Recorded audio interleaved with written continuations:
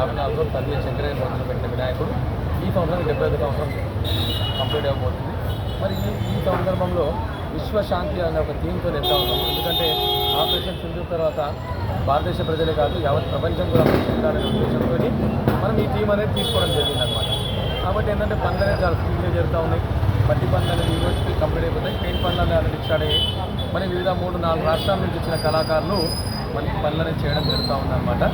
మరి ఒకవైపు మీకు తెలిసిన విషయమే కన్యాకా పరమేశ్వరి అమ్మవారు, గజ్జల అమ్మవారు, లక్ష్మీ సమేత హైగ్రీవ స్వామి, అదేవిధంగా పూరి జగన్నాథ స్వాములు అందరూ రెడీ అయిపోయారు. మరి ఇక్కడ పనుల విషయం వస్తే గౌరవ ముఖ్యమంత్రి రేవంత్ రెడ్డి గారు, అదేవిధంగా పొన్నం ప్రభాకర్ గారు, మరి గణేశోత్సవ కమిటీ అధ్యక్షుడు దానం నాగేందర్ గారు, అందరి సహకారంతో పనులు అనేది కంప్లీట్ అవుతూ ఉన్నాయి అన్నమాట. వచ్చే భక్తులకు అన్ని రకాలుగా ఏర్పాటు చేయబోతూ ఉన్నాము.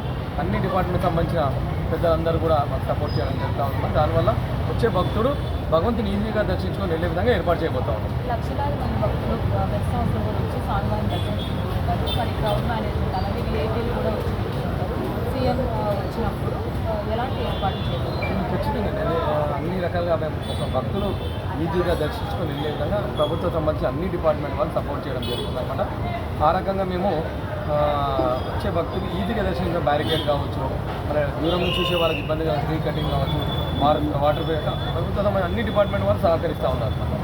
దానివల్ల భక్తులు భగవంతుని ఈజీగా దర్శించుకొని వెళ్తూ ఉన్నారు. స్వామివారిని తయారు చేయడానికి కళాకారులు ఎక్కడెక్కడ నుంచి వస్తారు కదా, ఏ రాష్ట్రాల నుంచి వస్తారు? ఇంకా పెయింటింగ్ పనికి సంబంధించి ఇప్పుడు ఈ వారం రోజుల్లో ఇంకా వారం రోజులు ఉంది కాబట్టి పెయింటింగ్ సంబంధించిన కళాకారులు కావచ్చు అందరూ ఎక్కడి నుంచి వస్తారు? మనకు షెడ్ వేసే వాళ్ళు ఆదిలాబాద్ నుంచి వస్తారు. వాళ్ళ ఫ్యాబ్రికేషన్ వాళ్ళు బిల్డింగ్ వర్క్ చేసే వాళ్ళు మచిలీపట్నం నుంచి వస్తారు. పెయింటర్ ముఖ్యంగా ఏంటంటే పెయింటింగ్ వాళ్ళు భీమేష్ గారు, ఆయన కాకినాడ గొల్లపాలెం అనే విలేజ్ నుంచి వస్తారు. దాదాపు ఒక 15 సంవత్సరాల నుంచి సత్య ఆర్ట్స్ అనే వాళ్ళనమాట. వాళ్ళు చాలా సుందరంగా వినాయకుడు డిజైన్ చేయడం జరుగుతుంది. ఒరిస్సా, తమిళనాడు సంబంధించిన మట్టి కళాకారులు స్పెషలిస్ట్ శెట్టి రాజేందర్ గారి ఆధ్వర్యంలో మరి సందీప్ రాజు గారు వాళ్ళు లీడ్ చేస్తూ ఉంటారు. అన్ని రకాలుగా మేము నిపుణులైనటువంటి కళాకారులను తెచ్చి వినాయకుడు తయారు చేయడం జరుగుతుంది. చూసిరుగా ఇందాక వినాయకునికి ఖైరతాబాద్ కమిటీ అధ్యక్షుడు రాజ్ కుమార్ అన్న గారు పూర్తి అప్డేట్స్ అయితే మనకు అందిస్తూ ఉంటారు వినాయకుని గురించి.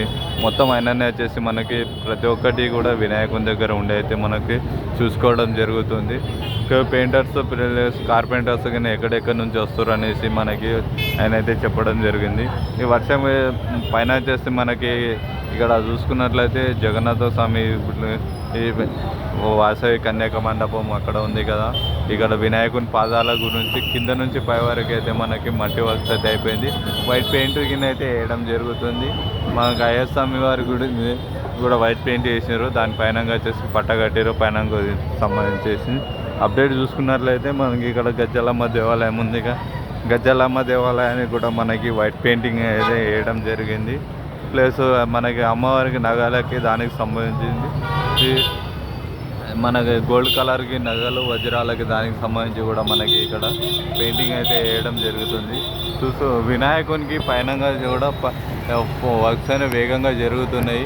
వర్షం కారణం వల్ల వచ్చేసి మనకు పట్టెలు కట్టేసి లోపల మనకు దానికి సంబంధించి పెయింటర్స్ అయితే మనకి లోపల వేయడం జరుగుతుంది. పైన వినాయకుని తొండాని భాగాన్ని కూడా మనకి పెయింటింగ్ అనేది వేసినారు, వైట్ పెయింట్ కూడా. ఈ పట్టల వల్ల మనకి కనిపిస్తలేదు. పూర్తి వీడియోని చూడండి.